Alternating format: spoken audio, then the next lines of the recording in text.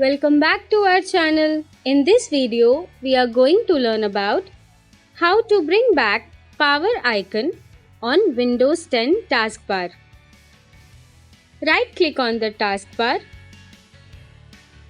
Click on Taskbar Settings. Scroll down to Notification Area section. Click on Turn System Icons on or off. In front of Power option, toggle the button to On position.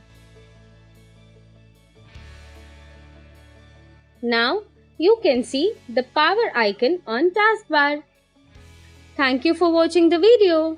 Hope you liked the video. For more such videos, please like, share, comment and subscribe to our channel.